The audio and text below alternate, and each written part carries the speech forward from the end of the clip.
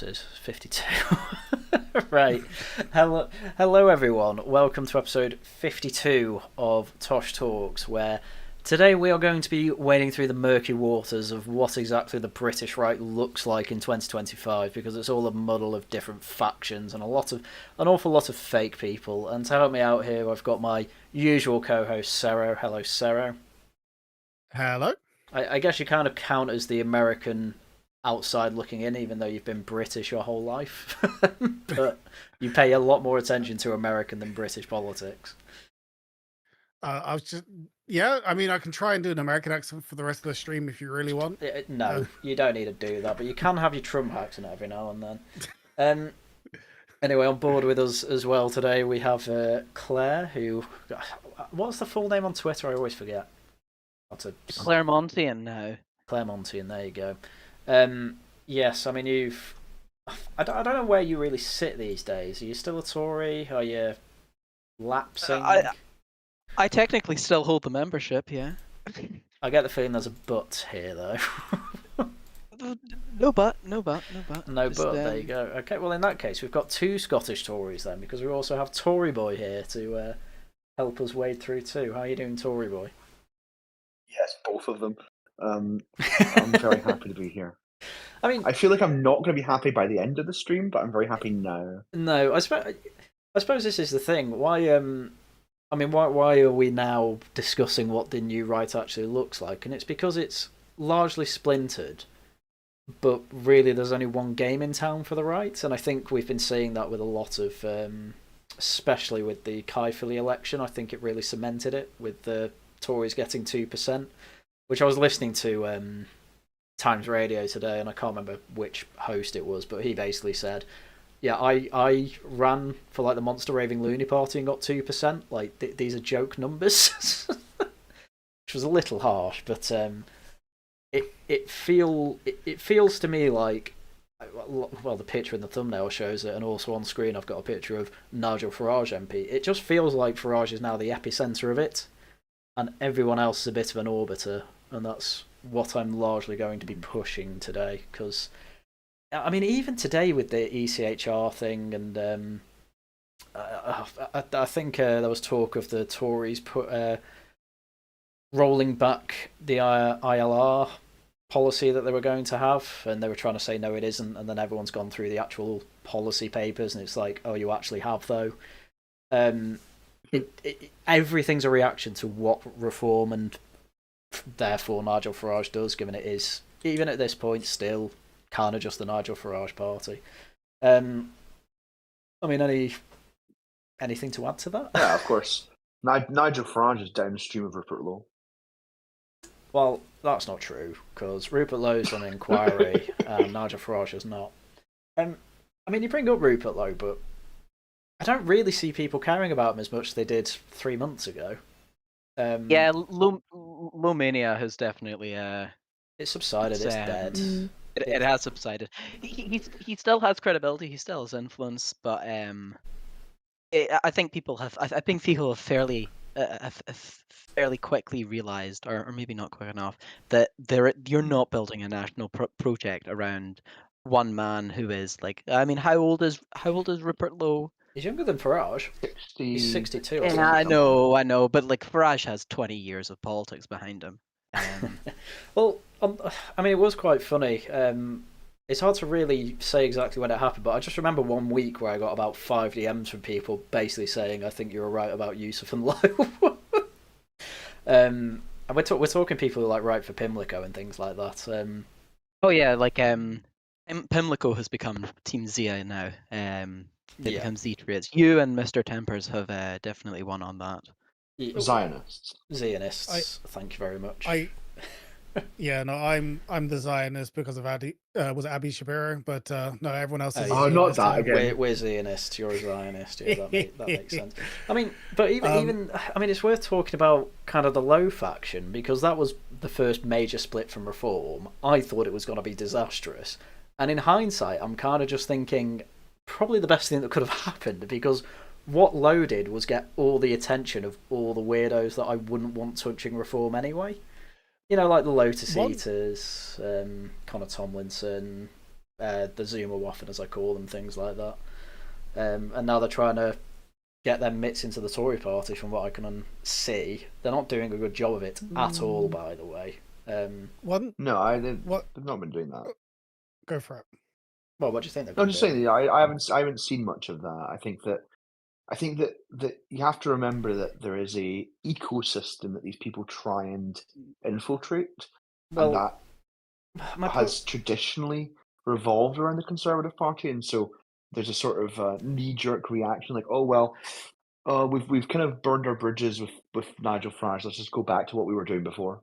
Well, one reason I say they're trying to get their claws into the Tory party is a lot of Tories are obviously on the board of, well, not a lot. You've got Gavin Williamson on the board of Restore, sorry. Quite a few of his early day motions, they're signed constantly by Tories, and he keeps showing off, look at all these MPs doing it, and it's like one Northern Ireland MP and then a bunch of Tories. And then on top of that, you've got the people on the Restore board and working for Rupert Lowe, getting a paycheck off him, whatever. You know, asking Michael Gove directly, wouldn't it be wonderful if Rupert Lowe joined the Tory party and became leader? You know, wouldn't that save them? To which Michael Gove said very politely, "No, that's really stupid. Why would we let someone who rallied against us for a decade lead the party?" I have absolutely no idea. I have no idea why anyone convinced themselves that Rupert Lowe of all people could just become leader of the Conservative Party. That this would just happen. That like a project that people like Jenrick have been working towards for like 5 years effectively could just like happen like that, like with a click of a finger. But look, this is the point, right? We live in an era where anything can happen, and people have become obsessed with this idea because they're idiots. People are used to things changing, changing so quickly that it's like. But that's the thing, like we used to live in a real country where things took time. Now we live on the internet, where in the space of 49 days, Liz Truss can kill Her Majesty the Queen, and then be thrown out of power. And it's like, why? How could that happen in less than 2 months? Like, what is the world coming to? I mean, that is the funniest thing as well to me. Liz Truss just is in no way a force on the right whatsoever. She's not at all. Oh no, she's hilarious. You talk to anyone. You talk to anyone. And like there was like a concerted effort by numerous different people who were not at all coordinating to just like make sure that she had no ability to gain any credibility. But it's like the only thing that every faction can basically come to agree on is that Liz Truss should be just kept away from absolutely everything. Yeah. Oh yeah. It's really funny. On top of that as well, polling done on modern politicians and what have you, people don't even know who Liz Truss is at this point. It's worse than being hated. People just don't know her anymore. It's really funny. Really funny. It would have been really funny if she'd somehow kept her seat. That would have been really funny. I remember I actually stayed up on the stream to see Liz Truss lose a seat, and it's still on the live where I'm like, I stayed up for 36 hours just to have all my dreams dashed. And now I'm at a point where I'm like, Liz Truss is just really annoying. She's not had anything new to say for 3 months. Things would have been very different if she had kept her seat. I think that losing her seat has losing her seat has allowed her the time and space to go off and become a little bit crazy. But she was always crazy. She was always crazy. Yeah, but now she's saying things in public that are crazy, and like she used to keep it to herself, and it's like the thing with Truss is that the thing with Truss is that like she just molds her opinions behind whatever will give her the most clout, particularly in American spheres now. That's definitely happening. It's totally bizarre hearing her of all people talk about like the Bank of England was going to try and force me to do mass immigration, but I stood against it, and then we know her plans. We know that her plans. Her plans were leaked. She thought the bar swave didn't go far enough. No, that's not true. It is true. It is true. Sorry, Tory. I'm a convert. Liz Truss wasn't very good. She was awful. Just truly feel like awful. That was made. And she The has done Times made that up. so much damage overall to the economy because Oh no, I completely agree with that. I completely agree that. borrowing costs will never be as low as they were Yeah. before Trussism. And sure, some of it was inevitably going to happen, but you know, it's just she's a bizarre character, and she should be persecuted from every single thing that she tries to ever do ever again. No, I understand your point there, but at some point, if we really want to be serious, we have to say that the things she was doing aren't like we can't allow the toxification of Liz Truss's name to also toxify the ideas she was talking about, because then 140 billion pounds to freeze energy prices. I'm not being funny, but well, they kept. The funny thing is that the government kept that, and Labour wanted it more, but nobody ever talks about that. What else were you going to do? What else were you going to do? Not that. Obviously, it was a terrible idea. Everybody was telling her it was a terrible idea. Every industry professional was saying, please, don't do this. Like we remember I remember at the time. I remember hearing this, and I was like, oh, okay, maybe Trussism will work. I wasn't a Trussite at the time. I didn't support her, and then I heard like her come out with this energy price cap, and I just like knew it was over. I'm sorry, she got the cart before the horse. You know, you cannot pursue massive spending before you do the supply side reforms to sort of buy the money for it. But the funniest part is that she obviously did the fuel subsidy, whatever it was. She did that to like say, oh, the left can't have a go at me. But if you're doing like a token lefty thing, don't make it the most expensive one we've ever done in the country ever. Yeah. That's just stupid. No, but I really want to cast your minds back to that particular month. Yeah, I was very much on Truss's side. People were. There was the potential of real like unrest. Like energy prices had gotten to the point where people were really worried about them. No, I think it was really bad. This is such cope. You have to understand. You have to understand. You're looking back at it from today's point of view, where you go, "Oh well, energy prices are even higher now." But no, it doesn't. What you have to understand is the government was the change. They were weak. It's the change. They were weak. I mean, Liz Truss was weak, but that's not a different point. Liz Truss was weak. Yes. They were all weak. Well, I mean, her and her entire project. The only person in that, the only person in that government who had any sort of spine whatsoever was Clark. You know, everybody else was just truly awful. I love Simon Clark, but you know. Oh, he lost his seat, didn't he?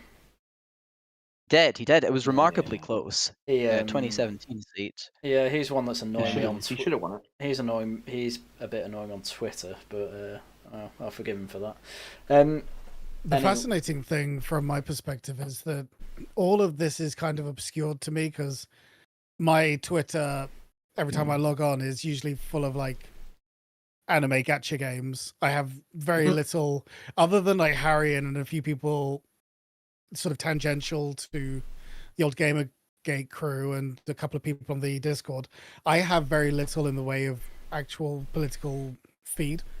So, for example, when you say something like Rich and Low, well, sorry, I did it again. Rupert Low. Go on. See, no, but this is the thing. I keep forgetting he exists until you mention him on stream or in the Discord. That's what it's like with everyone. Yeah. Because because I'm kind of in that weird haze between chronically online and because I don't really watch the mainstream media either, and I'm not really on Twitter. Well, you don't even watch Lotus Eaters anymore, so you don't even tangentially get British writers news, and that I mean, so I do get sucks, it. So I do get stuff that trickles in from here, there, everywhere, kind of thing. But I don't actively seek it out in the way that I used to, which is probably why I've been feeling better recently. Yeah, I but don't blame you on that. My feed is streams just from random Thrashing. people stabbing each other. but He doesn't even know there were 3 from last week. Yeah. I actually no. The missus sent me a couple of a couple of articles, but it's just fascinating because the amount of people who are meant to be big deals who I have no idea who you're talking about because it's like purely a Twitter thing. Well, this is the funny thing, isn't it?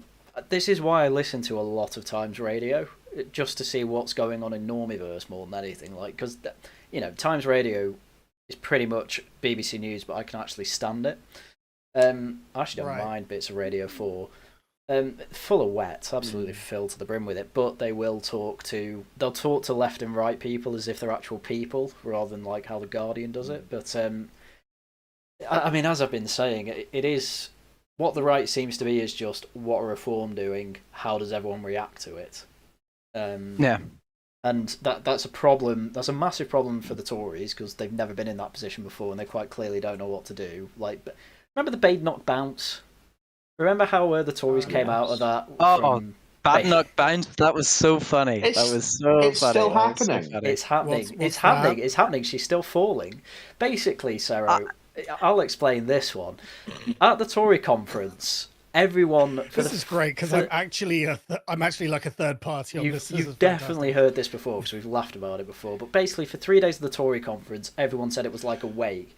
And then, wait, was that meant to be like a revival or something? Well, Kevin Badenoch made a speech on the last day. I didn't actually hear the speech. Sorry, you don't need to because it was boring. The speech was about a 6 out of 10, but it was quite boring. And one of the big things she announced was like, we're going to get rid of stamp duty, and it's not quite getting rid of stamp duty. Blah blah blah. It doesn't really matter.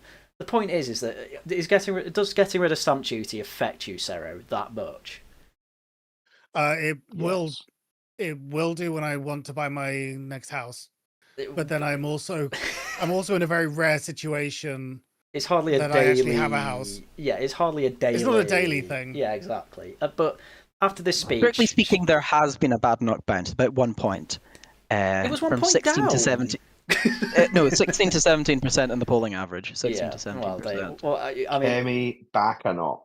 Yeah, it's but all the Tories came out of that, standing ovation. They're all still clearly drunk, saying, "Oh, it's going to be great," and then a load of them tried to consolidate, and you could tell all the orbiters were doing it as well. Do any of you follow Adam Wren? Lion. He's not. I like Adam Wren. He's an idiot. He's a total great guy. moron. No, he's a moron. Yeah, he's a great quite guy. fun.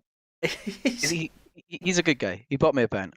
And I can't say anything bad about him. Oh my god. That's all it takes from you, Claire. Goodness me. No, he's a moron, I'm afraid. He's not that useful. And he spends all his day on Twitter because he's a neat. I at least have a job. He's doing very important work, him and Turt. They're doing very important work. Are they? Well, they are. They are going through Sorry. and they are purchasing the Brimming Gang court records and they are transcribing them and they are making them publicly available. But that's very important work. I will give them credit for that. But when their most recent arguments have been, obviously you just need this inquiry to go through, yes, it's flawed, when the inquiry's dead and nobody wants to be involved in it and just Phillips is clearly not the person to actually put it forward, all because, once again, Nigel Farage comes up with something else that they can do that goes hand in hand with an inquiry. Like, they kept saying, oh, why does he want this instead of an inquiry? He never said that. But this is what a lot of Tory orbiters do. They'll just try and bash Farage. And Melissa Tout did an article for The Spectator that was so bad that all the top comments were basically calling her a Labour shill. Like, that's how badly things are going for the right at the moment. That's quite impressive. Yeah. Because I did quite a long reply to it, but if I give that away, it gives my actual name away. Well, basically, a third paragraph in that article where she's like, "Oh, this plan won't work." She basically says, "Oh, these commissions actually come out with big policy changes, and like shift perspectives and things like that." And it's like, "Oh, so it works. So it does work then, Melissa." Like, I get buying the court documents and making them public. That is very good work, but everything else they seem to do seems to be moronic, I'm afraid to say. And this is my big problem with the right.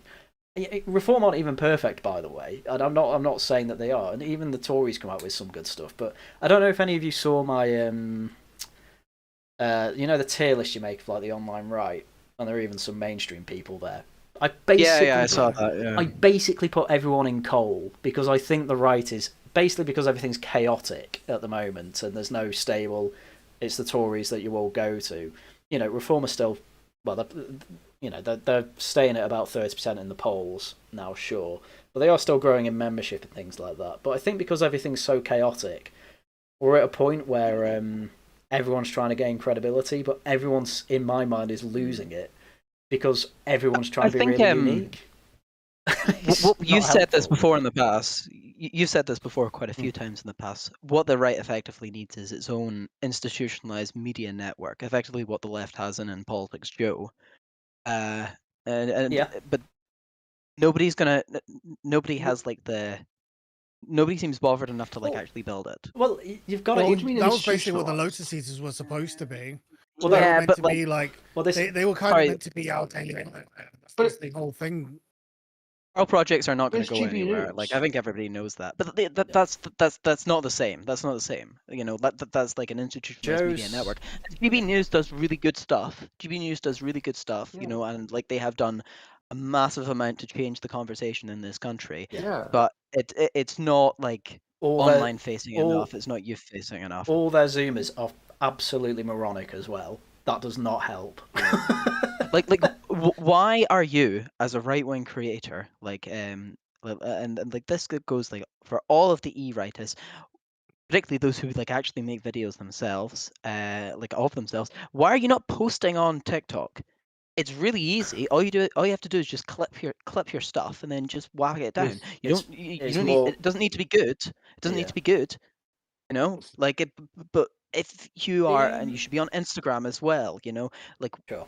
You should be taking screenshots of your tweets and just posting them on Instagram, and it should be on Facebook as well. But the left does this, and that's why they have an advantage over us. Like we look at like. But I'll have you know. Go on, sorry. I'll have you know, Jess Gill started on TikTok. Is she still on TikTok? Does she still do TikTok stuff? I don't know. I don't have a TikTok account anymore. I don't know. And how do you know she was on TikTok, huh? Because I used to have an account. Oh, she turned 18 and I wasn't interested anymore. Is that your problem, Tory boy? Astounding. I know. No comment. I mean, Jess Gill's one that she's only 20, so she can improve, but she's one that I just don't really have time for these days. Obviously, all the Zoom. I like her vox popping. Oh what? Oh what? I like her vox popping. Does she even do that anymore? No, she sort of stopped it, but it was good when she was doing it. This is what. Guess who does that? Politics Joe. It's like exactly. Yeah. Fred de Fossard's pretty good. Guy Dampier's really good. Yeah, they're both okay. In terms of the online right, those two are kind of A tier. My only two S tiers really are Max Tempers and Camillo. Yeah, Tempers is the line. I like Camillo as well. But I wouldn't have anyone else that I'm like. I think we need more people than that because I think the left certainly the left would have said like Ash Sarkar was S tier, for making their arguments and what have you, and basically all of them, like you had the whole of Novara Media that they loved, and now Novara Media obviously don't know what to do, but we're not even there. And Restore Britain was clearly trying to do that. With Charlie Downs did a vox pop, and even I thought, oh, this is pretty good. I hope they continue with it, and they just didn't. Yeah, I don't get it. Yes, I don't know if it's just like too much effort or something, or like, there's not that much money to do a vox pop. Like, just pull it together. You're comparing it to Politics Joe, which is very heavily funded. Yeah. Well, there is money in British politics, though. But all I'm saying is, if you're to do a right-wing version of Politics Joe, where's the money going to come from? I think if you start to build it, it will come. Like, I don't know. Like in America, there's a lot of money sloshing around, and they're able to do that. Well, the thing is in America, the thing is with American money is that whilst we don't have relatively the same amount of money, the fact that our political system is so ridiculously regulated when it comes to campaign finance spending means actually like there is, there's a solid amount of money that like politically interested wealthy people want to spend. But you have to first prove that like you are credible. Because like obviously, nobody wants to dump money into nothing. No. But this is the thing. Like as Sarah brought up before, lotus eaters. Why does nobody want to push money into that? Because it's a waste of money. Because the people that they keep, apart from Stelios, everyone's either an idiot or wants to be an edgy boy, which just doesn't. doesn't of course. People. Stelios. This is what Cler is saying. Yeah. Because they have no credibility. Yeah. GB News does have credibility, does have a few good presenters, has some howling ones, but I don't get why it is. Every Zoomer, not every Zoomer, but most Zoomers that seem to get into the media circuit are just howling morons, or just very unpleasant people, from what I understand. Like, why is Connor Tomlinson I think the thing with like a lot of this, I think Tomlinson is everywhere because he talks to people. And that is like a lot of it's a lot of it. It's definitely a Hugh, thing. People being affable. Well, this is what I say about the Zoomer waffen. Like, you got Steve Edgington. I think he was actually mentored by what's Tice's girlfriend called? Isabel Oakeshott. Yeah. One of the characters of all time. Yeah. I despise Oakeshott more than anyone. You only despise her because she exposed the thing about the pig head with Cameron. That's the only reason you don't. No, she lied about it. She lied about it. Sorry. It was definitely fake. It's really. There is no evidence. There is no evidence of it. It was published. It's libelous, and the fact that David Cameron hasn't sued them is just their own. Do you know why he hasn't sued them? Because it was true. It is interesting, isn't it? I was going to say it's an interesting thing, isn't it? Yeah. Nobody ever gets sued in this country. That's not true at all. That is true.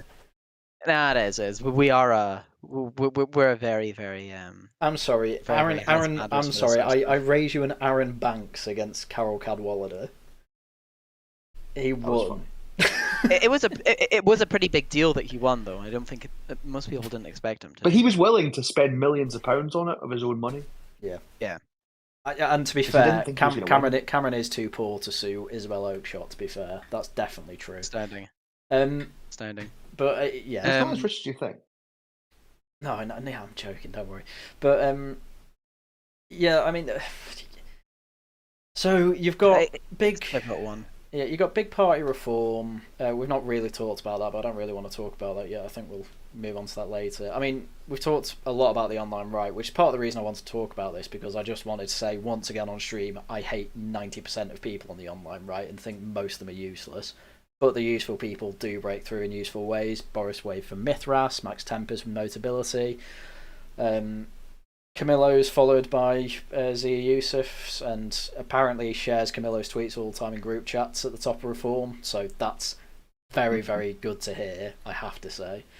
The one time Camillo's ever DM'd me, it was just to show off that Zia Yusuf follows him, and I hate the cheeky bastard for that. But yeah, I mean, aside from all that, obviously you've got the advanced side of things as well. Don't know why I still don't think they've made 30,000 members as much as they keep trying to cheer it on. But they had a launch party in September. We're now at the end of October, and literally nothing. Oh no, actually, when was that launch party? Was it September? Was it a month ago? When was that launch party? But I mean that's literally just a part. That's a bit like Rupert Lowe. Just I've made something to spite Farage. Again, it all circles Farage. Yeah. Ultimately, if you are creating a project which on the right, which isn't going to engage with the party that is polling at 30% of the general electorate, sure, 65% of the right wing electorate, like what are you doing? Sure, but are they engaging, or are they just ankle biting? Like, there's a difference between. No, they're not engaging. They're not engaging. That's precisely what I'm saying. Right. And yeah, I mean, it's so funny because they've literally had that launch party. I'm just going through the Advance UK Twitter page, and it is literally all just clips of Ben Habib from ages ago in interviews. Obviously, they had that Sarah White, the Epping candidate who was part of Reform. She defected. Nobody cared because she's a liability. It's nuts. A lot of the right at the moment is just how can I get attention away from Reform, and none of it's working because ultimately the public have had enough of everything that they've had from government for the past 20 years or so, and so just trying something new. But okay, Ben Habib's thought process: I can win the election because I'm something new.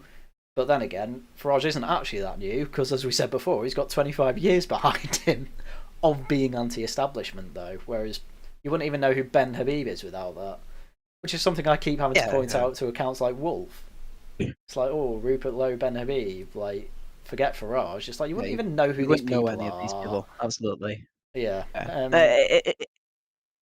It's just a bizarre one. It's totally just a bizarre one. Well, I don't really know how you can like consider yourself as like a real sort of brash-nosed, ultimately totally populist insurgent if you are going to totally eschew everyone in the insurgent right party. I mean, the funniest thing about Advance and Rupert Lowe is they keep saying how we'll have people from all over the place. People from Reform can come join us, people from the Greens can join us, people from Lib Dems can join us. Like, trying to be as open as possible. They don't actually get that popular, but then at the same time they're trying to say, we're great uniters, and then they will spend literally all their time bashing Farage and Reform, calling their members cultists as well. Sometimes I see that. It's one that they can't quite circle, is it? But 27th of September is when they launched. I've heard literally nothing from Advance since, and I follow them, and I'm on their mailing list as well. Are they registered with the Electoral Commission yet? No, not yet. How long does that take? It can't be with that logo. Well, I don't know how true that is, because that was always an excuse for a patriotic alternative. Like, you can't have a tick in your logo. Tick. Yeah, well, I think that is true. I've always heard that, but there's nothing concrete that I've seen. But anyway, go on. I think that you are right in the sense that I don't think that that's the reason that they haven't signed up, because you can change your logo overnight if that's the only thing stopping you. But the problem is that if you don't actually have a political platform, that's going to be a bit more of a problem. I'm not willing to think that about them anymore because of how much money they've taken. Because you are just going to be seen as a scammer if it turns out you had no intention of actually making this party. I mean, does it take that long to make a party? It's been a month.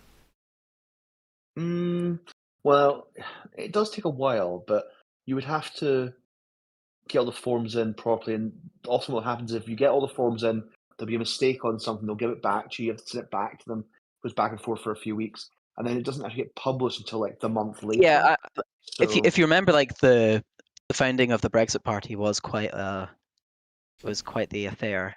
Right. Was it? I don't know. I can't remember how long it dragged out. Catherine Blakelock did it, and then Nigel Farage took it over. Yeah, well, and we remember how confident Catherine Blakelock was at doing that. No, but I don't know. She took a couple of months. It took a couple of months, but she did it all in the background without anyone knowing. And then they launched it, and it was like, oh. And then it turns out she's absolutely mad, and now is part of the English Democrats. Yes. Well, I've just had a check. But while we're talking about Habib and Lowe, are we going to talk about the fact that, like, why is it that there's so many people who hate Nigel Farage? Oh, we did a whole stream. I think it's jealousy. We did a whole stream on it. It's Farage derangement syndrome. Yeah, but why? I think it's more complicated. Yeah, I think it's more complicated than that, even though I do ultimately agree with you. Yeah. Well, it's spite because ultimately, it's what I mean. Just listen to what they say. Farage isn't serious. Farage doesn't believe in Northern Ireland. What they don't understand is that you cannot be ideologically possessed and win in politics. You have to make compromises. Nigel Farage is willing to make compromises. These people are not. And it's like with Rupert Lowe. Like, why does nobody care about him because he's not even ideologically possessed. All Rupert Lowe wants to do is be loved by Great Yarmouth. That's all he actually cares about. He's letting his team run everything else, and they are ideologically possessed. I think that Alistair Harrison guy, from what I understand, is just, a bit of a prick. Charlie Downs obviously is running Restore. He's ideologically possessed and is on the metaphysical plane now. Do you all know about that reference? No, I don't. Oh, you missed my video the other day. Charlie Downs was at the Battle of Ideas and on a panel, and at one point basically said, "I'm not going to bother actually arguing my point anymore because I've moved up from the physical plane to the metaphysical one." Which just... Is that an Evola reference? I think it is. Which is the funniest thing. They're not even good at hiding the fact that they just say things that make them the most punchable people in the world. There's no way around it. Like, there's nothing likable about that. What I will say, though, going back to your previous point, which is that Farage is able to compromise. I think that one of the concerns, and I've had this before and I've voiced it before, is the fact that compromise is kind of part of the reason that we got into the state that we're currently in, which is partly why I tend to warm to the sentiment. I'm not saying that this is right, I'm just saying that this is the case. It's why I warm to the sentiment of the people who are a little bit more hardline, because I appreciate that, that once you... What's the quote that's just like, if an institution isn't explicitly right wing, it'll become left wing over time? Conquest. It's like Conquest, third law. Conquest, yeah. Because actually, maybe second. Well, whatever. It doesn't matter. You get the idea. That's kind of a concern that I have when I'm looking at this. It's like, if you don't have a principled stand, and I'm not saying that Farage isn't principled, I'm saying that if you don't have an explicitly principled stand, you're not going to be able to stop another long march. And we want to build something that is long march resistant, for lack of a better term, at least in my mind. I mean, yeah. Go on, Claire. I think that, like, the thing is the what you don't want to do is like reform to come in and then think very possibly, like, deport like a lot of people, fix immigration, and then like the country then sort of moves off from thinking about those sorts of things and say, okay, that's good, maybe they reward you in a couple local elections. But if ultimately the economy is still, spluttering away, you're still effectively not having real wage growth. If public services are still failing, and mind you, I think that dealing with immigration would do a lot to ameliorate that. But if you don't hit some of those wider structural issues, you're like what's next? What's next after reform? Are we going to the Greens? Like, yeah, God. that's the thing, right? So an exact example of what I don't want to happen is, after World War II, basically the war is over, Churchill gets ousted, and they immediately they immediately pull in a socialist. Yeah. Yep. Have you seen? Are you seeing the Dutch elections today? I don't want. Yeah, No, I missed it. So I don't know if the election results have come out, but the exit poll has. The PVV, which is basically the Dutch equivalent to Reform, have fell down, I think, to either second or third place, and the D66, which is, I guess, their Lib Dem equivalent, is now in first, and a government's going to be formed which will exclude the sort of real right in the Netherlands, and you will see a reversal of a lot of the sort of migratory policy which has been put forward over the past 5 years. I think that is that's something that has a real threat of happening in 2034, and we have to be thinking long term, Yep. And it's why when people say like, when people say, reform just have to like totally focus on immigration, like they're like, it's dumb. It's dumb. It's dumb. Day one of a reform government, you should be pulling through the most radical overturning of our economic institutions in this country that you've ever seen. Well, thank God for the last 3 days, then, is all I can say to that. Because that certainly looks like what their aim is with their. But what do you do when it fails? I'm not sure it would fail. What did Tories do? They died, and and were replaced with something better. You understand my point, right? I was going to say, to be fair, that doesn't actually answer the question, Aaron, because it kind of. No, I agree with you. I agree with you. I'm just saying that it is something that we need to bear in mind because, like we say, we're in it for the long haul. And what happens if there is setback? What if we don't get everything that we want? It's if it fails, I imagine we'll get a Millet as well as because you'll have the Greens, and I will back him and hopefully win with him. Let me. That's all you can do. Let me paint a picture for you, right? Let me paint this picture for you. Reform win 400 MPs, and I'm one of them. Nigel Farage becomes you probably would be. You actually would be at this point. Nigel Farage becomes Prime Minister, right? Yeah. You're going to have 6 months to get things done. Mm-hmm. But you're going to have 400 random people who have no ability to actually get anything done. Look, I love the idea of wandering in there and being like, okay, we're going to do this, this, and this in 3 or 4 days. Liz Truss tried to do that. Now you're going to say, well, Liz Truss was betrayed by the Conservative backbenchers, which is true. But do we really think that they're going to vet these Reform MPs to the point where they're going to actually have total, undying loyalty to Nigel Farage himself? I want to make it very clear. I want this on the record. Yeah. Pick me to stand, and yes, you will have that. Yes, you would. I would say. Funny, I'll say. Go ahead, sir. No, I was just going to say that you can't. It's not like we're going to have massively worse outcome than the Tory outcome. I'm not being funny here.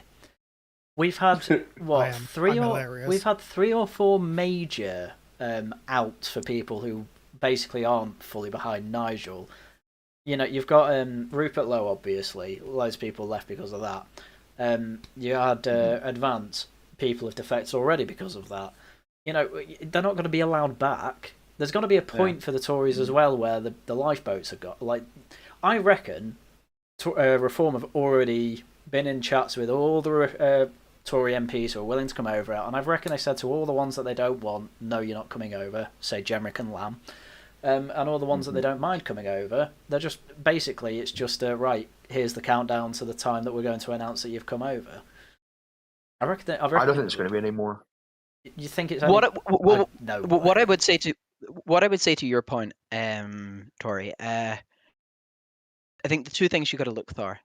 Number 1, it's very, very clear that Reform do not care about their MPs and will give them no say in the government whatsoever. Which is pretty based when you think about it. Yeah. Yeah, and like number 2, I think the big sort of difference that we'd see between Liz Truss and Reform is the hope would be, and I'm not saying I necessarily buy into this hope, but the hope would be that unlike Liz Truss, Reform would be coming in and actually doing good things instead of bad things. Oh, you're going to go on about this again, aren't you? Okay. Yeah, well, yes. You know. Yes, there would be different policies. I agree. And Reform will have the novelty factor that there's not as much expectation on them, and that might help them, last a bit longer. But realistically, look at the Labour Party now. I said at the time during the 2024 election, they're going to have 12 months to get things right, and if they don't do it, everything will fall apart. That's exactly what's happened. Yeah. I don't disagree with that on premise. Yeah, but are you going to have like 100 Reform MPs on the backbenchers that aren't going to vote for PIP to be cut? They've just announced the policy today about it. No, I'm sorry, you're not being an MP where one of the main things is Motability cars are now 3-wheelers and not have people in the backbenchers be on board with that. This is what we were saying before, though. If the only reason you're getting involved in politics and you're joining Reform, you're going, yeah, I could be an MP. Why not? I'll put my hat in the ring. It's because you really care about immigration. When they get elected, are these people really going to be sound on economics? Yes. They won't care. They won't care. The reform will come and If say, they do what they're told, they won't care. How many? The reform whip will come round and they will hang say, Ignite needs you to vote for this blah blah blah blah blah act, and they'll be like, okay. Hang on. You've already seen it with the councillors. Out of there's been what 5 sacked, and then there's like 4 in Cornwall who left because they were shocked that a national party has national interests rather than local Cornwall interests. Like, well, that's Cornwall for you. Yeah, it's dumb. Yeah, you know, like the Reform won hundreds of councillors. It's unsurprising that some of them are freaks. Yeah. I mean, I'm honestly shocked there hasn't been more that's gone on. I mean, this was always the funny thing with Jack when he's like, Reform have a load of idiot councillors. He met like 5 of them. Like, yeah, I'm not shocked that 5 are idiots according to you, Jack, who thinks that we need to return to a Roman state. You know, it's just. I mean, mind you, I will tell you, like, it's quite funny that like all of the councillors in Will's local area have turned out to be massive retards, but no, you know, c'est la vie. It differs from place to place, which is how it always is. Like, people who want to get nothing good has ever come from elected local government, and people who want to get involved in elected local government are not good people. And that's why I want to be an MP rather than a councillor. Local government cyclists confirmed. Reform. But what you should, but Harry, what you should be saying, should be saying to me is, you should be making this passionate plea that I'm the sort of person that you need to defect to Reform. Because, not you. I've become a bit obsessed. I've become a bit obsessed with the Scottish parliamentary polling, where I'm like, wait a minute, there's a proportional aspect to this election. Reform are actually going to win a lot of seats, and it's going to be the most random people elected. Yeah, Tory, I don't want you joining us. You're too much of a Tory loyalist. Nah, you're all right, mate. No. You'll vote Tory. You'll vote Reform anyway. Now, I wanted to bring that up before, actually. Funniest thing about the Low series is that literally all of them, despite the fact that they have Rupert Lowe and Ben Habib on all the time, you know, whenever Carl's streaming himself, he's like, well, I'm going to vote Reform, because what's the alternative? Like, he'll say that on his own streams, and then over on Low Seaters, we'll have Ben Habib on being like, yeah, we're trying to help you, I swear. It's so funny. I mean, we may as well keep talking about the Tory party. I mean, I'm going to bring them up. Robert Jenrick, Katie Lamb. I think that's out of the Tory parties. No, it's dead. They're pathetic. Weak and pathetic. It's dead. Well, that's because you're missing out the best person. Who?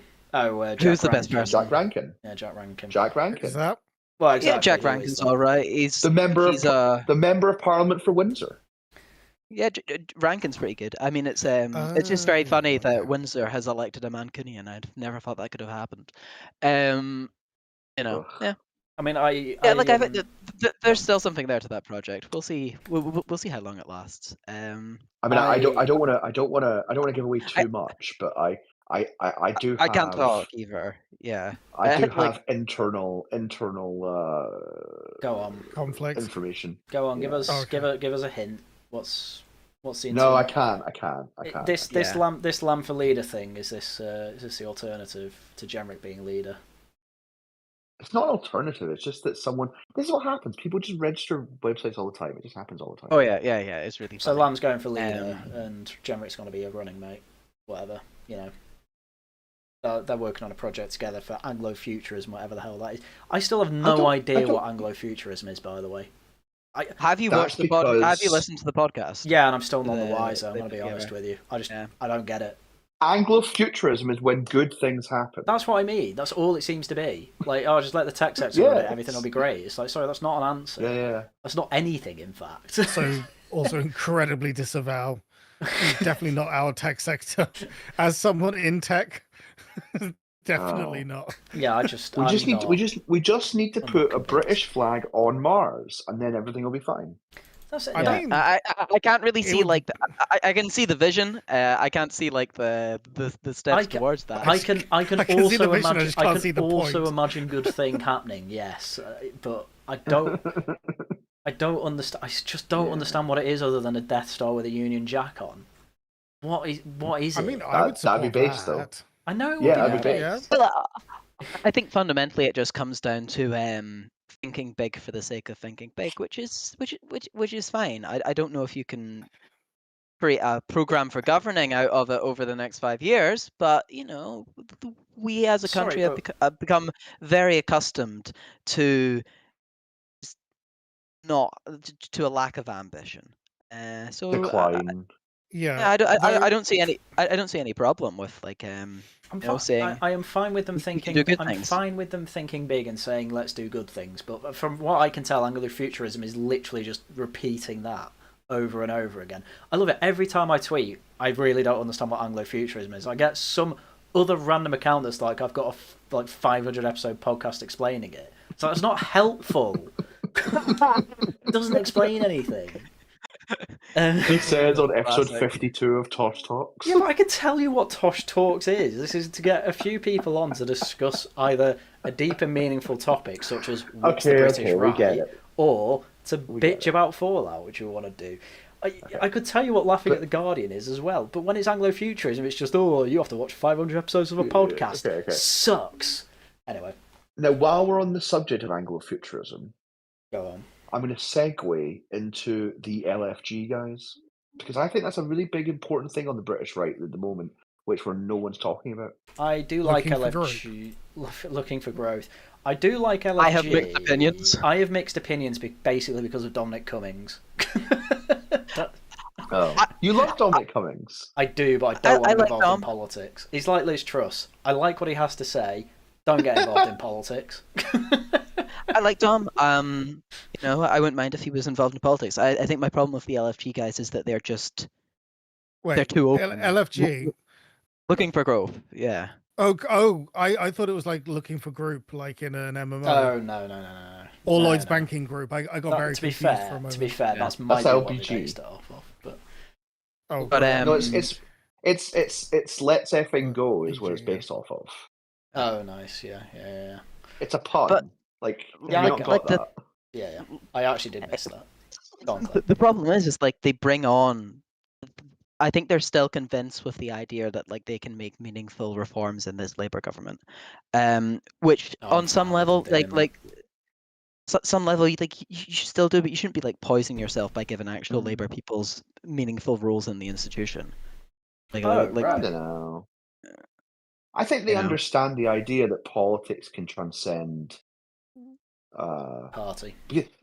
Your party, but also because like I was gonna say ideology, but like the thing is like if you really buy into the uni party idea, then Yes, it doesn't I really do. matter who's in the government, does it?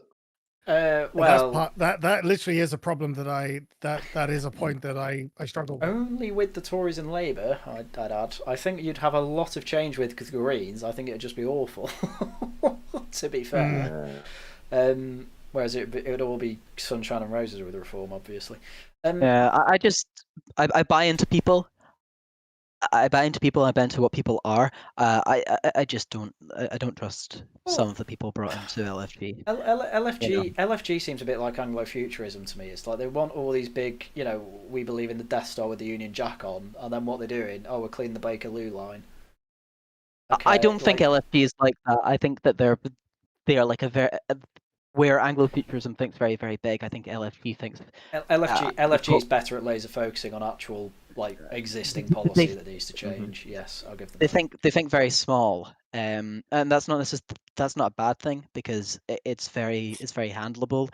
LFG could tell you like 10 policies to change tomorrow, which would significantly increase British growth, and that's good and all. Don't know if that you can create like an ambitious vision for government out of that though. Yeah. How many of these people who are, and this is like a general problem, this is a cross-party problem that I have. How many of these people talking about growth have actually ever made like growth happen? or even know how growth comes about. To be fair to looking for growth, they've not they've got people within the government. Are they within the government, or are they just Labour activists on site? They are Labour activists tied to Steve Reid, who very much doesn't believe in all the YIMBY stuff, but he believes in the wine the YIMBY guys bring him, which is fair enough. Yeah, so they're not like in control of regulation or anything like that. But this is the problem you'd have anyway. Imagine trying to push that with this Labour government. You couldn't even cut 5 billion off what was it, benefits increase. That wasn't a cut, by the way. I only found that out the other day. That wasn't actually a cut. That was a reduction in increase in spending. Or projected increase, it's a bit like sort of saying like it's a bit like going to Solzhenitsyn and saying why the hell is the Soviet Union so why you in a gulag, you nerd? Simply get out the gulag, you know. Which is look. I wouldn't be shocked if looking for growth are working to some level with the reform, but we don't know yet. No, I'm sure they are. They'll be working with everybody because that's what they believe. That's what they exist for. Fair enough. Yeah, which is fine. Yeah. Looking for growth, I'd put in B to A tier, I think. They're not coal. I'll give them that. If you're not in coal, to me, you're already a 7 out of 10 or above. Go on. The main problem with them is that they're too London-centric. That's the problem. I don't think that's a problem. That's the problem with literally all politics, to be fair. Yes. I would make politics more London-centric. Provincials shouldn't have opinions. Deported. You are a provincial. I know. One day I'm going to move, though. I'm spiritually. Imagine for the imperial core. Imagine living in this world and thinking, you know what needs to change in politics? We need more London centrism. That's definitely what we need in modern politics. It's just like everything good in this country. Everything good in this country comes from the city. I disavow greatly the amount have you of ever money been you to London? The amount of money you'd have to pay me to even consider like working in London. It's astronomical. I have lived in London to do a summer job twice, and that's the only time I ever wanted to be in London, and now I want to be an MP. So funny how life comes at you. How can you say Wrexham over London? That's woke nonsense. How can I say to Wrexham be fair, over London? I don't live in Wrexham. That's how. Oh, okay. Once upon a time, I would have wanted to live in London, but it could just be that, like, with age, I've just gravitated more to the country, basically. Yeah. I mean, I just really want to be stabbed. To move even further out. Sorry. I just really want to be stabbed. Oh, yeah! Don't let me get in your way. That's why he's in the Tory party, mate. You already live in the west of Scotland. You can be stabbed there. Yeah. True. Anyway, back on topic. We touched on Jemrick and Lamb, and obviously you two are privy to information you're not giving us. I would imagine it's literally just a case of they're still planning to oust Kemi Badenoch and replace it with Jemrick or Lamb. Doesn't really matter which. Either one's still going to oversee a decline in the Tory party. Yeah, I don't know exactly what I do wonder where this optimism does come from, because I'm thinking, like, because Labour don't have anyone to really follow up Keir Starmer, and the only reason that Badenoch is in that position is because there is no one else really to take her position, like, as far as I understand. Well, you've heard my explanation for it before, haven't you? I can't quite remember. Sorry. Tory members have a fetish for weird for Tory members love strong women, yeah. Because of Thatcher. No, it's because they're weak, flaccid men. Well, they're all both. gay, yeah. Okay. Well, that's why they love Kemi Badenoch, and that's why they're going to love Katie Lamb. So why did they hate Truss? They didn't. Because, they didn't. They elected her. Well, the Tory members. The members elected Truss. Okay, yeah, fair enough. Theresa May. Theresa May was popular when she first started. Yeah, she was actually. I remember that. And her opposition was a woman as well. If you I do. Yeah, I remember Andrea Leadsom. Yeah, but she was stronger. Yeah. Andrea Leadsom. Well, so what? You reckon they'll bring in Katie Lamb? No, probably not. I don't think that's going to happen.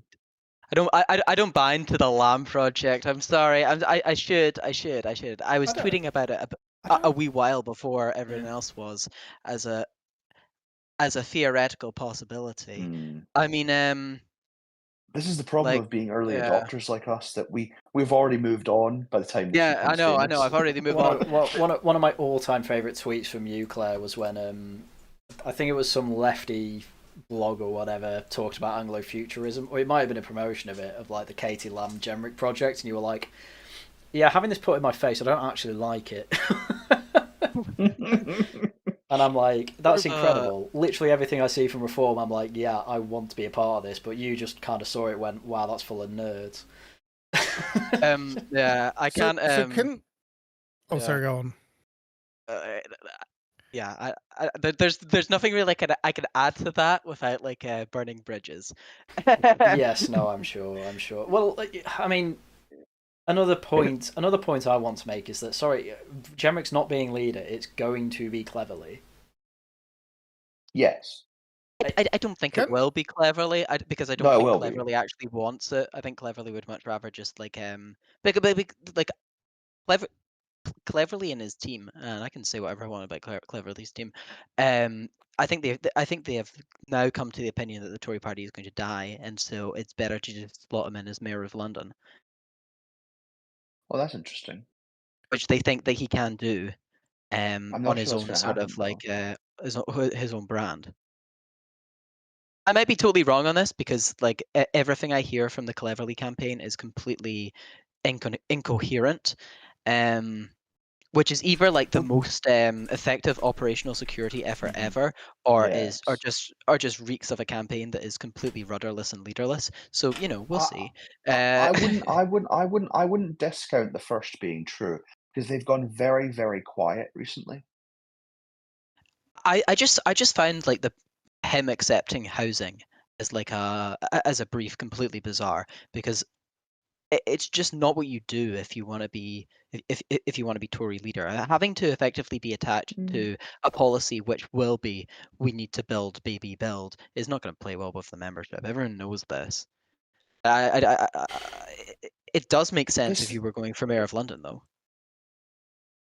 I guess, but I think he's just trying to keep his cards open. He's trying to play both sides. Maybe.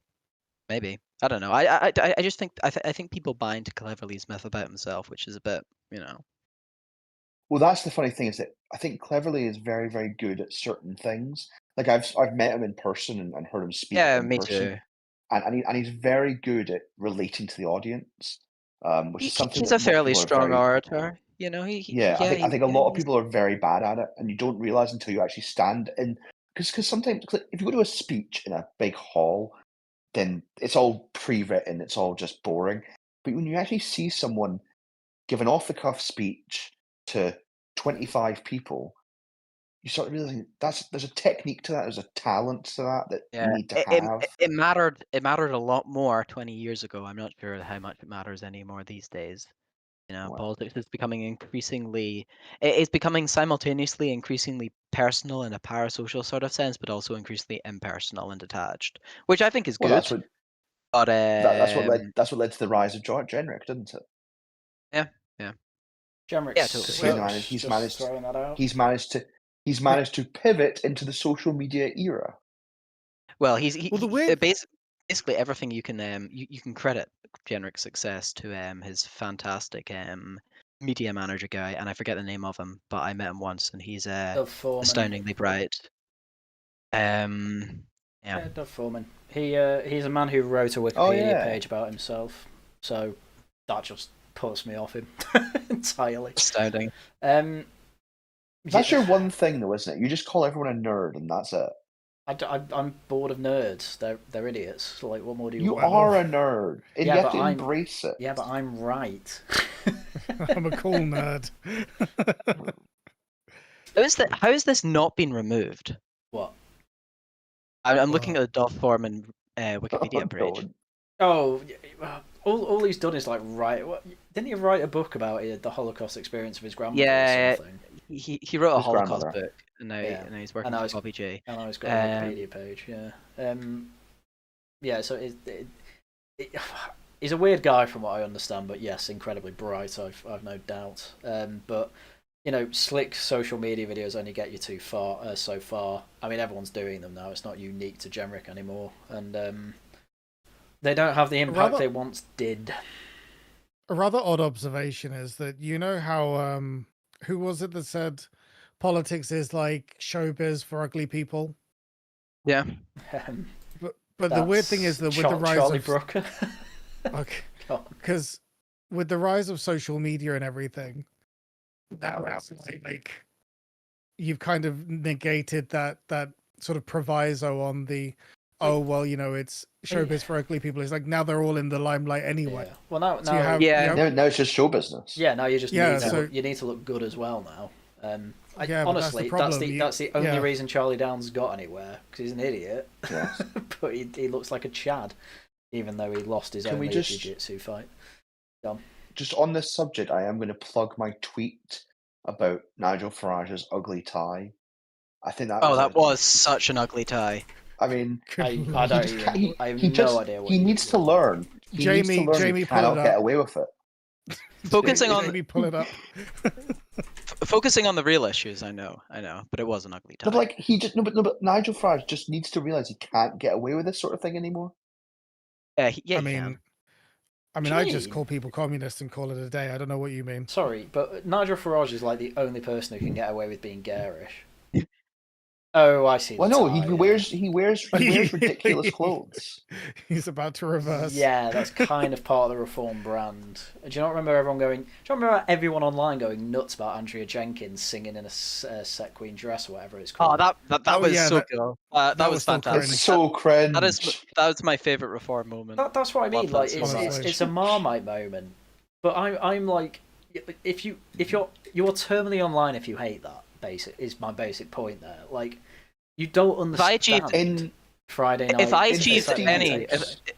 I achieved any political power, I would exclusively use it to leverage it to try and sing at party conferences. Yeah. To be fair, I can't quite remember why, but I think I was also in a particularly bad mood that day, and that might have coloured my opinion slightly in it.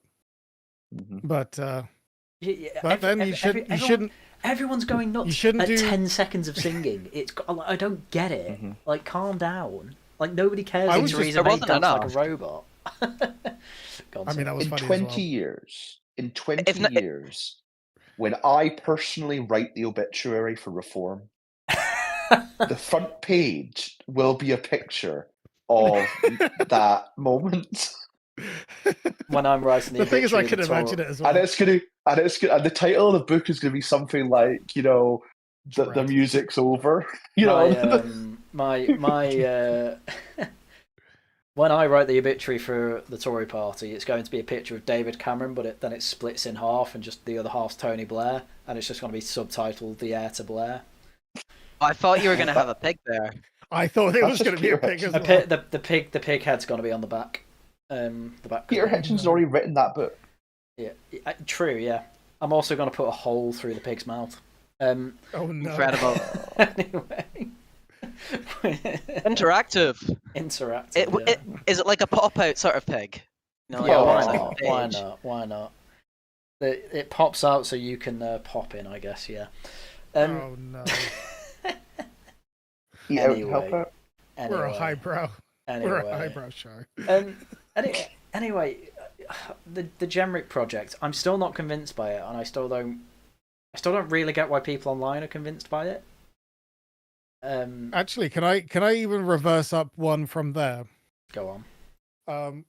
We're talking about the shape of the right in the UK. I want to make the argument that the Conservatives were probably never actually they haven't been right wing for a very long time. Not since Thatcher. Well, maybe early Major. Yeah. The whole of Major was basically rightist, and so was most of the Blair years. I mean, like Michael Howard's manifesto, that was solid. Yeah. Well, Michael Howard was an actual Tory. There you go. Imagine if Peter Hitchens was leader instead of Cameron. Oh dear God, that would have been awful. Oh, wow. I think it would have been better. It would have been entertaining. Yeah. Peter Hitchens is terrible. He's very entertaining as a journalist, but in actual politics, he's terrible. I know, is just no conception of reality. I did find it really, really, really funny. That New Statesman. Did you see that thing? The New Statesman gossip column. Which one? I've seen a few. So of them. Quite a few. They made a gossip column and they called it The Hitch. Oh, they changed the name, didn't they? Yeah, and then like Why'd they change Peter it? Hitchens. Because Peter Hitchens wrote an article saying that he was rather quite offended by it, which I suppose is quite natural. Well, fair enough, yeah. Yeah. I've got a tweet about this, but the New Statesman is just entirely hit and miss these days. Have you seen that they've taken on Ollie Dugmore from Politics Joe? Yeah, and he's got rapidly more like left wing since joining them, which I was shocked at because he was already very left wing, but he's gone rapidly so since. It's a decision. You know, I just think they're desperately trying to understand what their narrative is going to be when they inevitably accept that Starmerism is a failure. We'll see where we'll see that happens. Surely they must already know. I mean, I kind of put them into the same category as. Sure. They haven't dropped the article yet. Okay, because I was going to say I put it into the same category as people not accepting that even if you might be optimistic about the Tory party, it's not looking very good at the moment. And I think that that's like a given that shouldn't be too controversial. Yeah, of course. And just I've said it to Tory, and I'll say it like people in chat who have heard me speak before. Like I voted Tory for every election other than I think Brexit, and so like the Brexit party at Brexit at the referendum. And I think Reform on the last one, but every other one has been Tory. I can speak from a position of I've put all of my eggs in the Tory basket, and I guess I feel somewhat scorned by it. But just to put that into perspective, I personally wish that I wish that we could continue with the Tories, but in my opinion, I don't think that that's possible anymore. So sorry, that's just the background on when I mentioned. Yeah. I think a lot of people are coming around to that sort of position. I know a lot of people who are. Know a lot of people who are definitely going to jump ship, who have been courted for a long while. Some of whom Arian wouldn't quite like, which I find quite funny. Wait, sorry. I what are you talking about here, or who are you talking about? Well, I basically made a point that it's strange that people in the Labour Party don't seem to be able to accept the fact that it's not looking very good for them. And then I likened it to the fact that on the Tory party, that it's like, even if we might have been supportive to them, and I was saying that I actually have been supportive to the sorry, no, that was a terrible slip, to the Tory party for basically everything other than my vote for Reform and over the Brexit party period. That even though I've always supported the Tories, I can't support them anymore. Yeah. And that it's just like, even if you want them to do well and you wish that they would do well, it's not looking very good for them. And that was kind of the point that I was making. They all know this. They just can't admit that in public, otherwise you're showing weakness. Well, that's the thing. You mean? Yeah. Are you saying the Emperor is naked? The Emperor is very much naked, and they are all pretending that they've got at least a gown on, but no, there's nothing. The Emperor has no clothes. I don't think it's pretending. I think there is still a chance the Conservative Party could win the next election.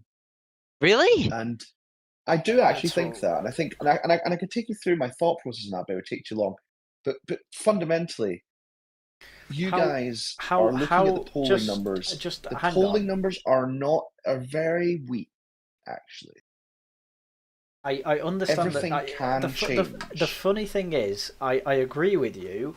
However, what tends to happen around a general election is that whatever the biggest party is, everyone tends to go toward, basically to keep the other guys out. When it comes to the next election, if it's Reform at the top, which I think we all agree it probably will be. Well, no, that's what I'm saying. Is that that's going to create the narrative in the last 6 weeks of the election, but that could change between now and then.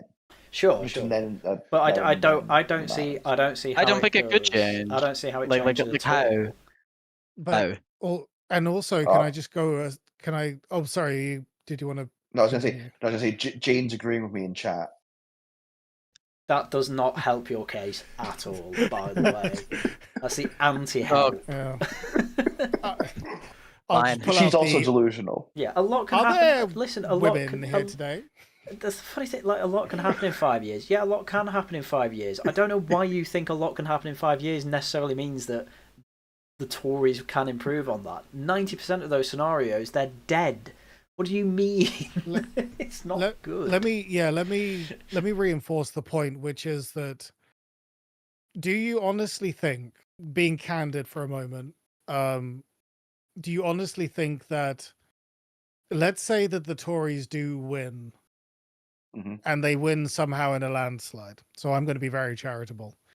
So they've got full capabilities within Parliament. Do you honestly believe that they are capable of fulfilling the things that, let's say the reform promises, assuming that was the policy that they wanted to share? Do you think that our country, do you think that there are people within the Tory party at the moment who are capable of repairing the damage done to this country? Now, okay. Sorry, I think I mixed myself up there. Sorry. Yeah, you have to work backwards. Yeah, you have to work backwards from the end result there, right? Okay, so what would it mean for the Conservative Party to win a majority in the next election? I moved to Kelly Badenoch would be Prime Minister, right? Yeah. And what you're really asking is, can we trust the people who are elected as Conservative MPs? And the answer to that is no. It's a shameful thing for me to admit, but you're going to have the same problem with basically. I actually appreciate that. You're going to have the same problem with any government. And this is, I don't know if it's getting worse over time, but so it might just be to do with the way that social media works and everything. But you do get this feeling that each individual MP is like their own kind of party in and of themselves. Like there's less unity going on within the party, and it's very sad to see. So I don't know, it's really difficult to say what would happen if the Conservatives actually won the next election.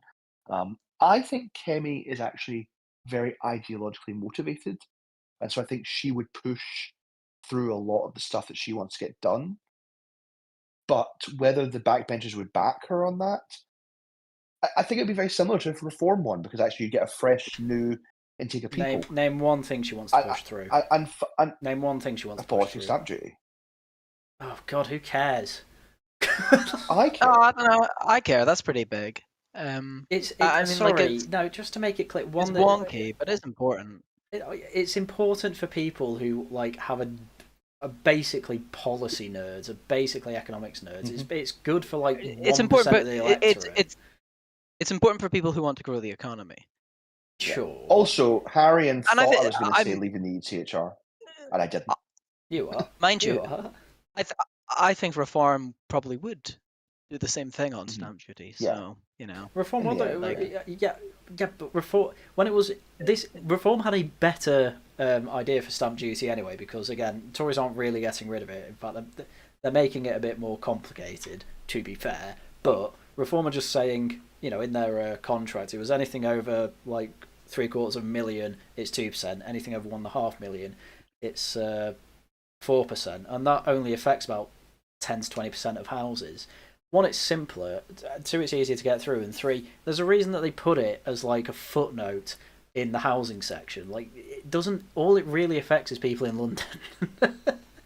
Which the London Centre. Most of those policies are getting thrown out. You are. Yeah, I know. Some of the tax ones are. I know. That whole manifesto is not making it to the next election. No, I didn't. I had always said. I'm glad. It's a really bad manifesto. It's a contract with the people. It was written by Ben Habib and Rupert Lowe. Neither of them are in the party anymore. So. That's amazing. But yeah, it's a good guide for their instincts, is why I refer to it. Go on, Sarah. But going back to that thing, I'm concerned because again, my primary worry is competency. Sorry, I was just talking away from my mic. Competency is something that is a worry, but the problem is people on one side will say, "Oh, reform are not going to be competent enough." But the thing is, we haven't had competent politicians basically for the last decade, as far as I'm concerned. You know, we've had some that have been more promising than others, but it's like we said, we haven't effectively had a right-wing politician since effectively Thatcher. PM. And we've been essentially been living in the shadow of Blair for most of my life. And that is an awful lot that you're going to need to undo, and you're going to need to actually have some sort of understanding of how do you deal with the ramifications of undoing Blairism without just leaving the country in a worse situation than if we had just left Blairism as is. That's not a question that people seem to be asking, and it's something that I'm not seeing on the odd occasion that I venture off my anime waifus on Twitter. So it's Stop like when I have like zero scruples about this. But no, this is kind of when I'm talking about people not being serious, this is kind of more what I'm talking about. I'm almost talking because it's one thing, you know, you mentioned the Anglo-futurism, and I nearly keep calling it Afro-futurism, but my apologies, because I think that was like a Wakanda thing or whatever. That was a Wakanda but effectively thing, yeah. But it's effectively the same like grade of thought. Like it's the same like complexity of thought. Like people are essentially saying, I want good things to happen. It's like, yes, I want good things to happen too. But no one knows how to build anything. Our economy has been stagnant effectively for the last half decade, if not a decade. Yeah. You know, it's like you'd be shocked at how quickly these things can change. I believe that they can. Is what I'd say. No, I believe we can, but I'm just saying that it's something that I'm not seeing people. It's the kind of conversations I wish I was seeing, but no, instead I'm seeing, you know, stuff about. You're seeing a lot of anime waifus. Well, no, the anime waifus are making my life a lot better. But when I actually do, on the odd occasion, venture into sort of the more political sort of spheres, you just find like devolving into name calling, or it's like, oh, you know, such and such isn't serious. And I'm just like, from my perspective, none of you are serious, because if you're still, it's like, what was it with Advance, and you've got all these people popping up. I appreciate the voices, and I appreciate the sort of the zeitgeist swinging more to the right, but it's effectively people who have got lots of online clout and don't seem to have anything beyond that, or have any idea of how to mold that into something actually practical. And anyway, that my monologue aside, but it's the thing that I find frustrating. That's kind of the point of this stream, really. That's basically all of the right apart from reform at this point in time. Now, Tory boys are entirely correct that the Tories might be able to bounce back. I think there's a 1% chance of that happening. And this is ultimately... Never bet against the Tory party. Well, never bet against the Tory party, sure, but all good things have to come to an end, I'm afraid. And the Tory party wasn't even good, so, you know, even better when that does happen. No. But, you know, it's why I listen to a lot of mainstream media now, rather than the load seaters, rather than all these channels I used to listen to. I'll give TLD a bit of a listen every now and then, but it's much more... I have much... What Michael Gove is saying and noticing, along with Madeline Grant or whatever Hugo Rifkind on Times Radio has to say, I actually find that's a lot more closer to how your average voter will be feeling than, say, the load seaters. And what are they all saying? Well, what I've said in this stream. What are Reform doing? How's everyone reacting to it? And it's I don't think that's changing, certainly by the next election. Now, a lot can change, I know, but I don't see Jenrick making any headway or difference. If Jenrick was going to be the person to save the Tory party, there will have been mass demand within the Tory party to replace Badenoch, but there isn't. people seem to actually want to keep Badenoch around at least till next May. And then she's definitely going because they'll get like 2% in Wales and 1% in Scotland. And then you throw Jenrick in, then he sucks as well because he can't recover anything. Because why? Especially with the whole Afghan scandal, I don't see why he even shows his face in public after that. But there we go. Nah, I don't think anyone cares for that. Yeah, nobody does. It is really, and it strikes me as really bizarre, mind you, that it has made no headway whatsoever. But it has. It has made no headway whatsoever. It was too complicated. People don't understand it. I don't think it's that difficult to say Tories let in 100,000 Afghans and kept it secret from you. No, the scandal was the legal process of it's a super injunction, it's not allowed to come out, and then it happened, then it came out anyway, so we all know about it now, so it doesn't matter. I suppose you are right about the thing is that if he's leader of the opposition and it's brought up all the time by Reform, what do you do then? Because it's only really brought up by Reform on Twitter, which is his own little circle. I just don't see it happening. Well, I don't see Jenrick becoming leader, so we'll never find out. Astounding. Yeah, but I actually disagree that I think because the Conservative Party lost so many seats at the last election, there's not enough MPs for there to be as much factionalism, and so actually I think that is why Kemi Badenoch is not going to be dethroned as quickly as you think. No, but she will definitely be dethroned. Not definitely. I think it's very likely she'll be dethroned by... Yeah, that's why I rephrased. I think it's very likely she'll be dethroned after the May elections because I think they'll get absolutely destroyed. And when that happens, I think they'll rather a continuity candidate than risk anything. Because they tried it once, they had Liz Truss, and they don't like it. And I don't think the MPs would... I don't think the MPs really want Jenrick either. And anyway, whoever you get in, again, you've still got the 14 years of terrible records. I don't see how any of them recover it.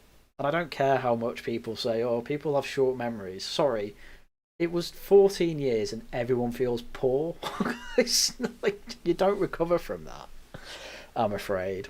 As much as you try and cope and see that actually the deficit came down and all that, which is true.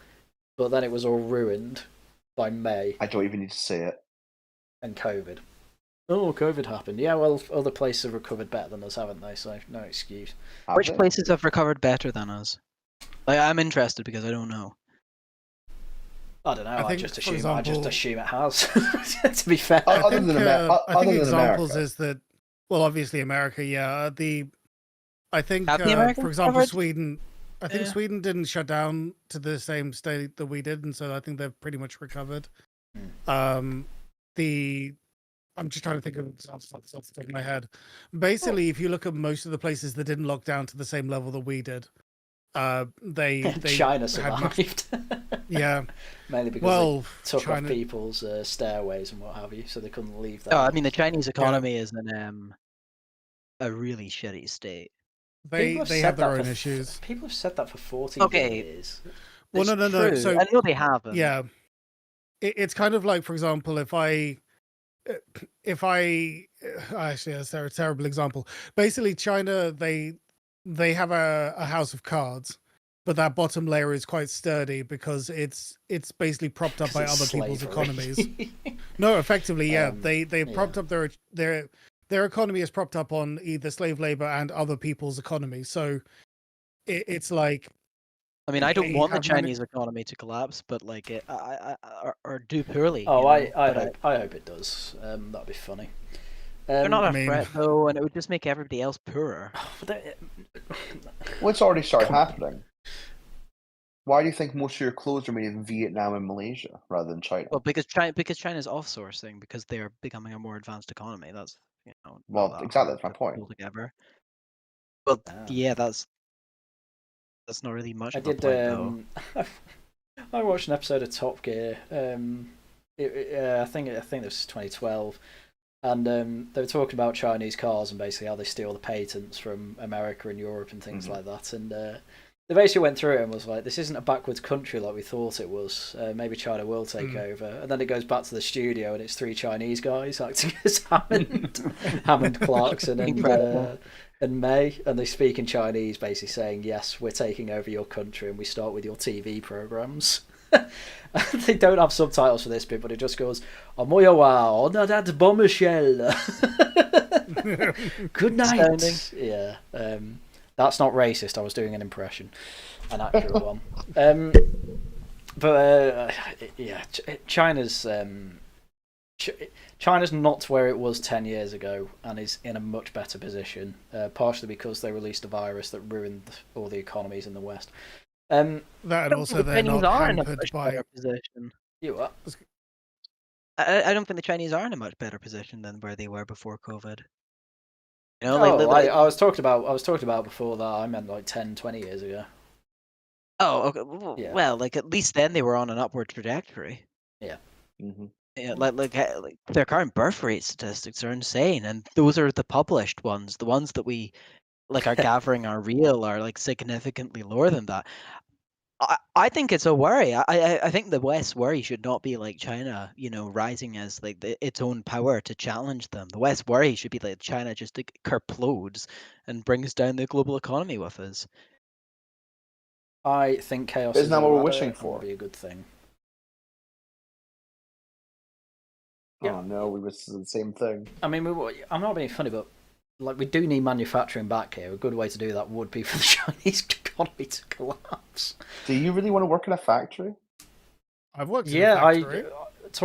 Tory boy, my job is to automate factories. Yes. I already do that. Well, that's not bringing back manufacturing jobs, is it? I never said jobs. I never said jobs. I said bring back manufacturing. You need you need the so actual... it's just in your interests, okay. Well, yeah, duh. Listen, if we had... honestly, fully automated luxury communism can work. Aaron Bastani is just an idiot. Actually, no, that's one thing I want to bring up here. Why is everyone... Am I about to call you a communist? In theory. But seriously, why is Aaron Bastani... why are people buying his crap? Do you know what I mean? I have no idea. Because it sounds Because it sounds good at surface level. Well, it's a funny thing to say. He's just a very good liar. Oh, I totally agree, but I don't understand why people don't already know that. Have you not seen most people are stupid. You've not seen this already? Yeah, I know. The funniest part though is when he starts going on about if we don't have higher birth rates, we're gonna need to bring people over. And every time I reply to him saying this was a book you wrote about fully automated luxury communism. If you have full automation, birth rates literally don't matter. How can you say this? But Aaron Bastani is an idiot, but he's also a good liar. And I don't understand how you have to be smart to be a good liar. But Aaron Bastani is actually a moron, and yet people still fall for it. But it's quite funny to say now because... But it's quite funny to say now because now that Polanski's head of the Greens, and clearly he doesn't... everyone's gone off Corbyn now because Corbyn turns out is lazy. Well, who knew? But because Polanski's doing well, he has to tone down his immigration rhetoric that he's been doing for ages to try and get the right wing on board. It's so funny. It's oh no, Polanski's right actually. Sorry, what about these things you were saying about righties being right on immigration the other week? What? And people still fell for it. I can't believe it. Actually, I can believe it because I complain all the time that the right wing are full of morons. Anyway, so I mean, we talked a bit about the Tory party. We've not really talked about the more Lib Dem side of it, the Penny Mordaunt's, but I think we kind of all write them off anyway. Because they're going nowhere. They have no grand vision for government. Not being fair. Well, hang on. James Cleverly's next Tory leader, so they are going to go somewhere. I mean, I don't think James Cleverly is in the... I don't think James Cleverly occupies a sort of centre ground in the Tory party. He's not he's by no means a rightist, but he's not Penny Mordaunt. No, he's not Dubai. Penny Mordaunt's clearly trying to become an MP again and probably lead. Oh, it's so funny! It's so funny. She's trying to chud post now, and then she had that Lloyd's Bank advert video. That was hilarious. Did you not see? She was like, announcement coming out, and then she put out a video, and then it was a horse running, and then everybody just called it a Lloyd's Bank advert. Yeah. Oh, with the Penny horse. Morton. Yeah. So I think we've kind of covered the Tory party there. We've covered a few of the ankle biters of reform. I guess it's now on to reform. Like, to me, that's just the centre of the right now. That's the epicentre. You know, especially since James Orr's joined, Danny Kruger as well. Obviously, you've got Zia Yusuf, who kind of came from nowhere and is, say what you will about his opinions and what have you. He is a very good orator. And I do like that he absolutely stomps Tories on Twitter. But, I mean, I don't know. Claire, when are you joining the Tories? No, Reform. I always get them confused. But when are you joining Reform, Claire? I've said that I will. I'll see the project through, and if it crashes and burns, then I'll be happy to join Reform. You know, right. So the project crashed and burned like a month ago. So what are you waiting for? I don't think the project has crashed and burned yet. I'll see. It's dead. It's not dead yet. It's not dead yet. It's done. I don't even think it. It's not. It's not dead yet. As I cradle Jemrick's skull in my arms. I think all of the sort of recent revelations have been pretty much astroturfed. They don't really matter. It's all very online. We'll see. I think the situation is basically similar to how it was pre-conference. It's just people are behind Kemi for a wee while because they have bought into a bizarre LARP around her abilities again. So you see, it won't last. It won't last. No, I think Kemi's only lasting till May. And I'm basically only saying that because everyone on the Times did, but it might even happen sooner than you think. Yeah, maybe. It was a point made to me on the Wolves of Westminster podcast, which everyone should watch because it's on my channel. You'd probably like it, actually, Claire. But the point was made that everyone seems to be being really nice to Kemi, but actually, people are going to be very nice just before they backstab you. So it could be actually as early as November that they actually launch. Yeah, that's a good quote from Yes Minister. Is that yes? Oh, that was Yes Minister. Yeah, I think that was mentioned on the podcast. You have to get behind someone before you can stab them in the back. Yeah. No, that's a good point. So it could happen earlier than we think. But I basically memorised every line from that show. It's a good show. Well, I'm in chat with reform councillors who basically tell me every day is like Yes Minister, and I hate it. So, I mean, that's when do I get? When what? If we're talking about reform, when do I get to say my catchphrase? What's your catchphrase? Reform or woke? Well, you can say it now. I don't really know what your point is there ever. So go on. You have the floor. Oh, I don't know what it means. I like to play it. You just say it to annoy people. To annoy you. Yeah, but it doesn't annoy me because it doesn't mean anything. And I know you don't mean it. So it doesn't work. But every so often you do see them say things. You're like, why are you saying that? Oh, it's because you're woke. One example, please. Oh no! I've actually thought of one, and you can't even come up with one. I support their policy on trans women in prisons. So that's exactly what I was thinking of. That was funny though. That was the funny part is that wasn't even policy. That was just it's so funny. It's the Nigel Farage party. Oh, here's a question. Okay, I will defer to the expert. Oh, you deferred to the expert, and it was woke. Don't do that again. Everyone in Reform was like, yeah, that kind of makes sense. Like, the whole point is don't have a rape in prison. And every Tory was like, look how based we are. And then I kept making the point of 51 trans women in women's prisons, by the way. That was Tory policy. They only care now. Madness. And it's happening under Labour, of course, as well. Just crazy. But no, I mean, I think Reform. They're. If you wanted my actual opinion, I think I started saying it when they were talking about like, benefits and how like, we need to protect all of these benefits. We can't cut the benefits bill. It's like, what? like they try and appeal to. Did you miss today's conference out of interest? I don't watch these things. They were promising to cut 30 billion off the benefits bill. Yeah, but people are lying. Yeah, probably. Well, not lying, but I'd like to know how the sums are done. I mean, even Fraser Nelson was on saying like, "Oh, this plan won't possibly get to 30 billion," and I'm like, how is like cutting PIP and basically making Motability cars three-wheelers? I mean that's got to be it. That's if it's ever going to happen. I reckon that they will cut the Motability cars. Well, now I say that, Thatcher couldn't even do it, so maybe you have a point. I will say actually that if I was being serious, it's things like that which is what I mean by woke. Because remember, I'm using the word woke not to mean left wing, but to be a certain mindset that basically populism. They're trying to appeal to the lowest common denominator of people's emotions, and so things like, let's make Motability. Let's make Motability cars ugly. That'll be funny. So when you say woke, you mean literally the opposite of woke? No, I don't mean the opposite of woke. I mean literally the fact opposite. That woke is literally an elite, like top. That's not true. Woke, the average person on the street is woke. That's why the elites do it. They're appealing to people. No. You can't believe that. Sorry, you think the whole trans thing that everyone called woke was appealing to normal people? Everyone hates it. You have to remember, I live in Scotland, where the average person on the street is woke.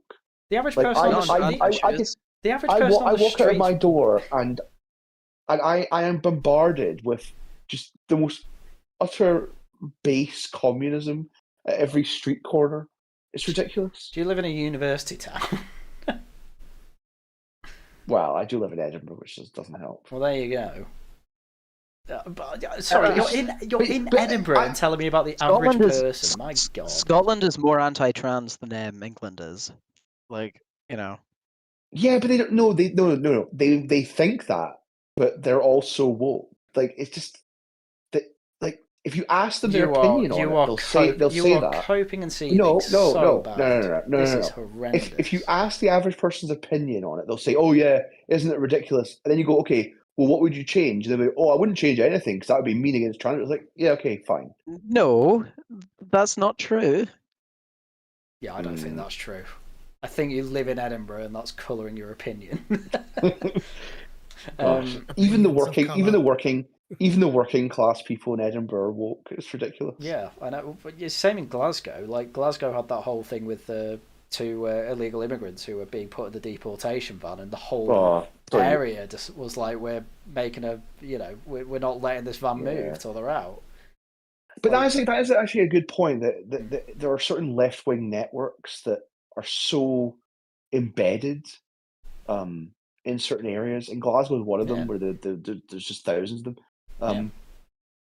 But it's like a sort of decentralized network sometimes, and it's kind of amazing how quickly they can mobilize. And it's just something we've never been able to do. Well, it's funding again. Like they can do that because they've got the Politics Joes. They've got Charlotte Gill is incredible at actually finding all these networks. Like Charlotte Gill's work's genuinely really good, and it's the right wing just doesn't have this either. The right wing all hate each other.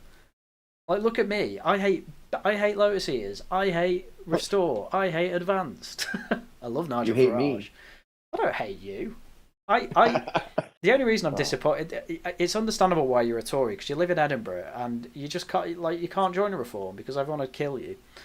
I told you the Reform candidate in the general election actually lives around the corner from me.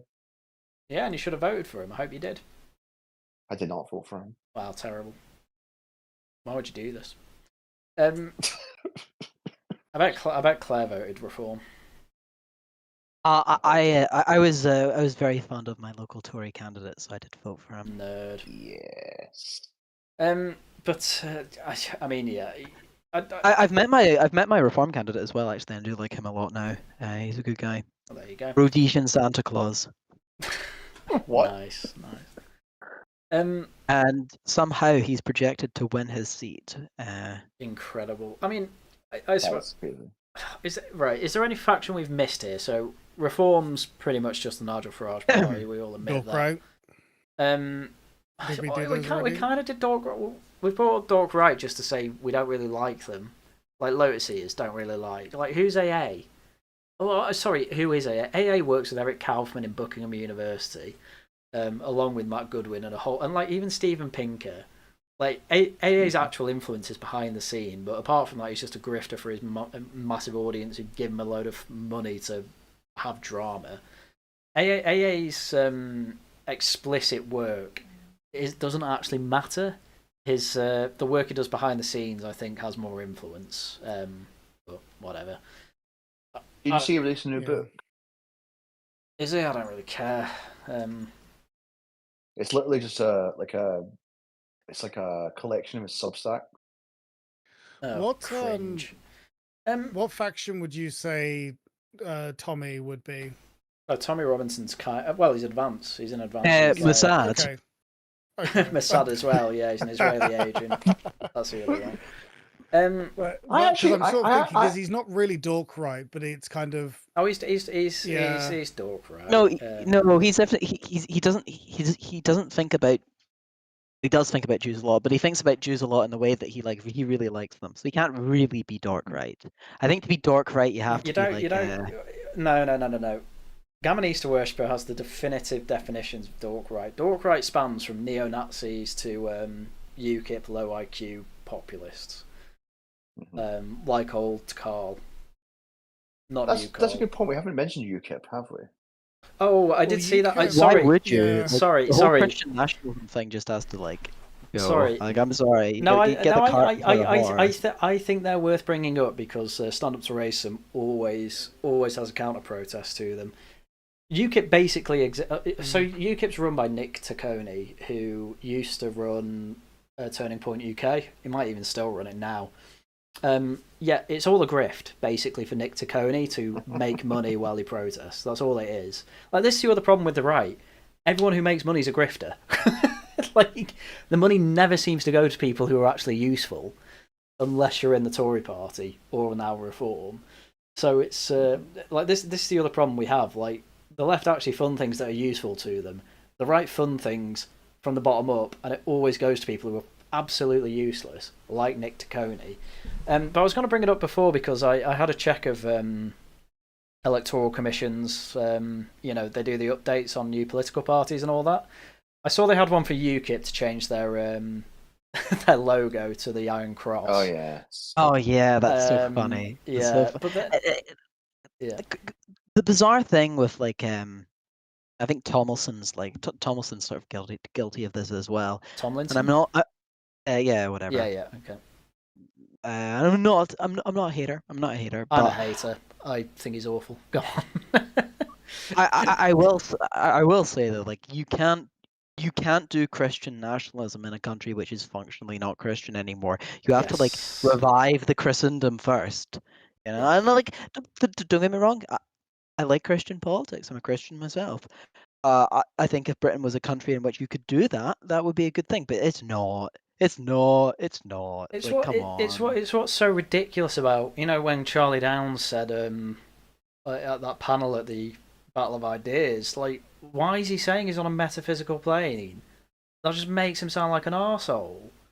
Like, I'm not being funny, but I think someone in that article I know through someone else, and basically from what I understand, everyone in the crowd thought that Charlie Downs was a complete and utter moron.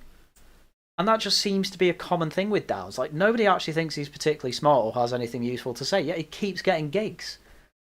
Same with Connor Tomlinson. I don't know many people that actually like him, but he keeps getting gigs. Why? Oh, you like him because of Liz Truss. Yeah. But also, can I just say, as a pretentious arsehole myself, I appreciate Charlie Downs a little bit, Well, you know what's the big difference? Connor Tomlinson and Charlie Downs face dogs, and that just gives them like infinitely more credibility. Oh, but so did Carl, but he has barely any. And so is AA, actually. But, it doesn't get them anywhere, really. They face dox. Basically, they're the only Zoomers who have face doxed. That's part of it as well. You can't go anywhere unless you do so. Yeah. Well, that's why I need to start doing Walls of Westminster with my face, but the internet connections. I wouldn't put your face on it. Why? Swordjack. because you're ugly. Same with Harry from Lotus Eaters. Yeah, I mean, it's so strange. Like, all the worst people have face doxed. Do you know why they're face doxed, by the way? It's because they don't have jobs. You're confused. You're confusing the causation there. They're awful because they face doxed, not the other way around. Why? Because they've put all their eggs in one basket. Yeah. Yeah, exactly. Yeah, it's audience capture, right? I mean, like that's what we talk about all the time. They've never worked a proper job. Like, they don't have experience. They can't do anything apart from be edgy on GB News and Lotus Eaters. Like, they can't do anything else now. It's like Dio said to me, right? He said how, like, you know, what's the reason that I don't go to these random protests? And I was just like, well, I have a job and I have a mortgage. Yeah. Yeah, exactly. You know, it's like at the end of the day, it's just like I have a job, I have a family, I have a mortgage. This is kind of my like. I'd probably face dox if I could do this as my full-time job, but I can't. So I partially name doxed. I have actually face doxed before, to be fair, but nobody noticed. I'm tempted. I get tempted quite a lot because my job is so unimportant that I don't really need it, and it's like I do need a job, but like that's not the point, right? Like, but I always say, like, you just can't go through life being scared all the time, but also it's really not worth the hassle. It is a difficult one, and I think that it's one that we all kind of have to tackle with a little bit. I think that because the tides have shifted slightly, there's a lot less risk now than there was, say, 5 years ago or 10 years ago. Oh yeah, but because, for example, when Sargon back in the day, when he first did it, when he sort of did it on the tail end of all of the Gamergate stuff, it was a huge risk for him. I mean, to be fair, he was also like completely over his I think his telephone job. I can't remember exactly what he was doing at the time, but there was that aspect to it. But yeah, like it's like Harren says, it's if you're doing it full time and it's now your job and you're able to get something like a Patreon and then that can support you. But then you end up in a situation now where you've got a lot of Lotus Eaters and they're all idiots. Or not even they're all idiots. I was going to say not even Lotus Eaters specifically, but people who are in the limelight who, like, what are you going to do? Are you going to get like a shelf stacking job at Tesco's after this? I don't know. Like, I think that actually might happen. Do you want that to follow you? I hope it does. They need a real job. I'm on the metaphysical plane. Shut up, Charlie. I think there's a big chance. I think we've grown up in an era where we talk about, well, the internet is permanent and you'll never live it down. It's not actually true anymore. No, it's not. A great example, Steve Edgington. He used to have a YouTube channel. Nobody knows about it because he deleted it. Yeah. Like I have a program in which I can delete every single tweet I've ever put out. Yeah, I should probably have that. I mean, again, I've face doxed. I've definitely body doxed on my.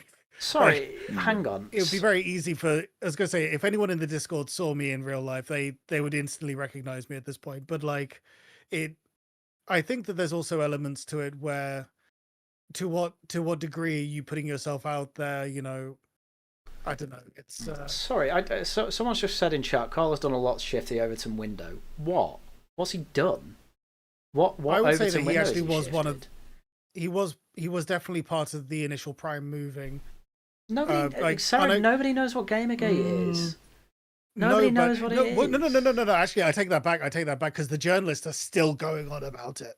Yeah. The journalists are absolutely still going on about it. They keep mentioning it. The only thing that people mention about Gamergate is that there are sexists on the other side, and that's all anyone actually knows in Normieverse. Carl's done nothing. He's a niche micro e-celeb who makes a lot of money. Sorry, I just can't stand it anymore. He killed UKIP. That was the best thing he did because it was full of idiots at the time. I know I was in it and an idiot. That was good fun. Yeah. I mean, we should talk about these people who face dox, like all these Zoomer Waffen lads. Like they're all people. They're the only Zoomers really that anyone ever listens to, and that gives them a massive ego. Half of them are followed by Elon Musk. That gives them an ego boost as well, and it makes them think they've got things to say. And I'm sorry, they don't. Everyone listens to them and thinks that they're just massive bores. That's why I think they're complete coal, because they don't add anything to the conversation. They can just reheat 2018 red pills. It's like Katie Lamb. Who cares? Do not compare Connor Tomlinson and Katie Lamb. Why? They're not very different. Well, Connor Tomlinson just repeats himself over and over again. It's getting boring. Katie Lamb doesn't. No, she's new. She's fresh and new, so she hasn't got to that point You yet. cannot be fresh and new if you're just saying things Connor Tomlinson's been saying for 5 years. What do you mean? But she's not doing that. She's not doing that. Yes, she is. Sorry, her main way into internet stardom was that freaking just literally a copy and paste of that guy that was like, "Let me move a marble from one place to another. That's immigration." Like, come on. Yeah, that was a TED talk. It was a TED talk. That was a really good. That was a really good video. That was a good video in 2015. It's a good video now. It is a good video now, and Look, copy and pasting you it's have pathetic. No. You have to understand the way the internet works now. Stealing content is normal. Stealing content is normal, but when you're making the same points we've been making for 10 years, we're past that. I'm afraid. I don't think we are. Well, I think we are. I think no, but we've been past that for a long time. But the average person is not. I would say. Remember that IRL is about a decade after the internet. Well, this is what I mean. I would say if a video from 10 years ago didn't make it to the zeitgeist, despite it being a very famous video, then odds are it's an argument that isn't passing with anyone. Ugh. What's the better thing to do? Just go on about the Afghanistanis who've stabbed people. That tends to work. I'm afraid. Everyone already knew that immigration didn't really help immigration. It still got passed off as a reason to vote to not bring it down properly. Everyone still voted to bring it down as well, by the way, but Tories never delivered, so what do you want?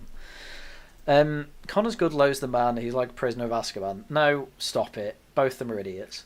What does that even mean? I don't know. Come to the left, you're so close. Why are you in my chat? Go away. He's a Green Party member. Why? Why? I've Go on. Go for it. I've been amused. I've been sort of in two minds about, do I give in and get one guide, or do I just see how far this rabbit hole goes? Well, I think at this point there's one more group of people we've not brought up, and it's the Steve Laws types, Homeland and what have you. Kind of the proper worst part of the dork right. I forgot about them. Sorry, they keep chatting. They keep chatting like they're some vanguard of right wing thought and chat and whatever. Like, do these people not understand Twitter isn't actually real life? No, they don't. The problem is that it isn't. You gotta be careful with how is it real.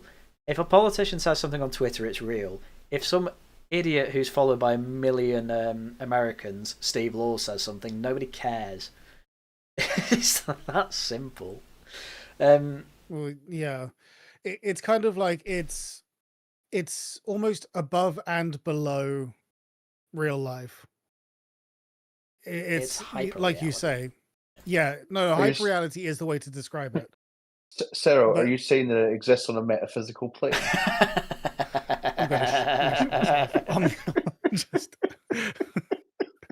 Sorry, this is why we keep you about. Incredible. It's a good one.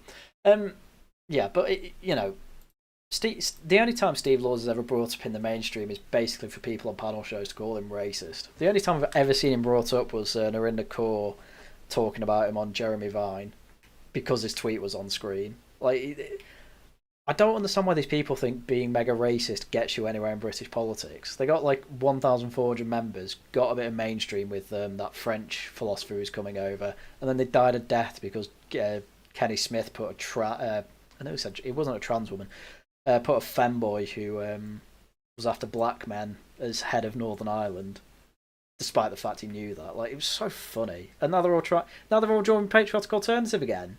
Which is so funny because Connor Tomlinson's whole point is, oh, you're all part of Patriotic Alternative and they were open Nazis. And they're like, but that's nothing to do with us, actually. And then they all joined it again. It's like, who are these idiots? Oh, honestly. So, right. Has Patriotic Alternative just collapsed yet? Has what?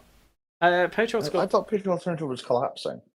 I don't think it quite collapsed. I think it's a bit like Homeland. They just kind of chugged along with a few hundred members. And they do a bit of marching or whatever. You know, they go up hills and things like that. But yeah, nobody cares about them. They're never going to get anywhere politically. And, well, as we'll conclude, it's basically the right is just Farage, Zia, Tice, does thing, everyone else reacts. That's the right at the moment. And the only coherent kind of through line is the economy's in the pooper and we need to move right on economics, plus immigration's a mess. That's pretty much what's tying everyone together. Anything to add? Any criticism? I guess I just have to go back to my original point, which is that I think tying people together is exactly the point that I would stress, which is that I just think that you need to... Politics is a team sport, right? Yes. Yeah. And this is what worries me about reform. It worries me about the Conservative Party as well, but, like, you know, there's not much you can do about that.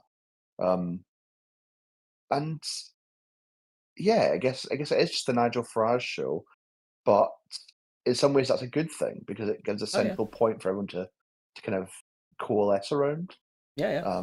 It's I'd say it's been more of an advantage than a disadvantage so far, but it's not going to be a long-term strategy, and you can tell that they know that because that's why they've brought Zia in to do have more of a play in it. You know, it's like all the they had 3 press conferences this week already. I think that's it for this week.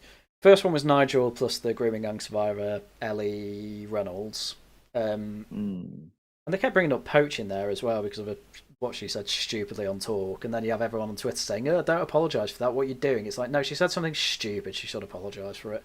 But the point she made was like fine, and she said in her apology, the point I made was fine though. So who cares? Then you had Zia and Danny Kruger, and then you had Zia and Lee. Clearly Nigel Farage is delegating, which is good. I think it was something in UKIP. He's always quite bad at that, and then when he did delegate, it was always to like the worst people. I think he's doing the opposite a bit now. So it's I think it's got a bright future, and I can't see how the Tories break through, and I can't see how any other party breaks through either. If I can, there's one point I would like to make in this thing. I know it's late. No, it's fine. We're wrapping up. So it's something I keep forgetting to mention, and I became really obsessed with it a few years ago, which is the state of French politics. Oh, okay. French politics, and because the main Conservative Party in France was the UMP, which has now been renamed Les Républicains. But the UMP was the party that got Nicolas Sarkozy elected as president, right? Oh yeah. And it was the right wing party of France, and they'd been around for a very long time. Mm-hmm. You know, under Jacques Chirac, Nicolas Sarkozy, but with the rise of the National Front, the main right wing party died basically, and they had to they rebranded themselves with a new name, but and they win quite a lot of seats in certain places, and it's really interesting how the French political system is really weird in some ways, but it's very similar to ours in some other ways. But you have this kind of rump of members of parliament, and they get a lot of airtime. They're very important still in the national political picture, and so this has been going on for years now. And I always worried that it was going to happen in this country, and so I kind of saw it coming. But with the rise of reform, this whole discussion is what does right-wing politics in Britain look like? I just think we're a couple of years behind France. I mean, that doesn't fill me with hope, if I'm honest. It'll be fine. Well, one thing I'll say on that is that when we say the Tory party will collapse, what we really mean is they kind of transform into the Lib Dems but blue, in that they win a few local seats, they become a regional party, and nobody really cares what they have to say, but they still have a slight bit of influence. That's kind of them collapsed. So, and they're already kind of there. That's with what I'm the saying. polling. But that's what I'm saying. That's the precedent is what's happened to in France, the Republican Party in France. And it's interesting because people expected them just to die and get no seats, but they still get a respectable small number. Yeah. No, I mean that. I think it's, to be clear, whenever I said collapse, that's kind of what I meant, because 200-year-old parties don't just evaporate into zero in the polls. They seem to be stuck around 17% for now, but I don't see how they it goes do up. and they don't. If you think about it, how long? It's like that idea of things happen slowly and then all at once. Yeah. Yeah. Rome fell for like 200 years or something. Yeah. I mean, however many. Yeah. 2. Well, I guess it depends on where you count it from. But yeah, it fell for like 200 years and then vanished. Yeah. The only time the Tory party collapses is basically everyone decides to, a third of them decide to join the Tory, Reform, and the other 70% join the Lib Dems. That's a collapse of it. But I don't think that's going to happen, mainly because it's a social club. And I don't think they want to join the social club of the Lib Dems. So where do you think the Tories' Byzantium's going to be? Well, it is still London. Really. It'll be North London, a few scattered seats in the home counties, parts of the Scottish border, these sorts of places. And then like Windsor. Windsor. Yeah, Jack Rankin's still holding his seat in the projection, and I don't see. I would imagine change. so. Yeah. Yeah, like stuff like that. That's like the Tory.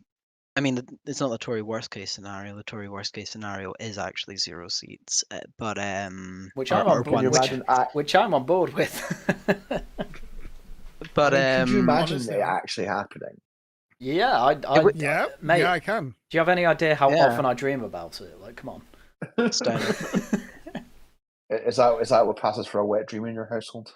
I was going to say my desk is just lifted a few inches off the ground, and no, I can't get it to go back down. Mine went up a whole half an inch. Oh yeah.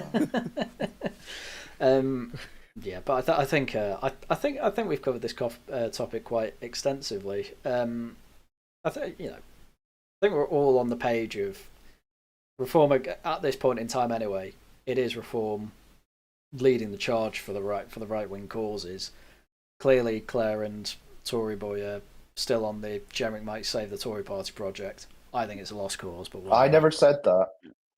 Okay, well, Claire is. I never said that. Tory Boy is just content with being part of the party that's dying, and Sarah just likes his anime girls.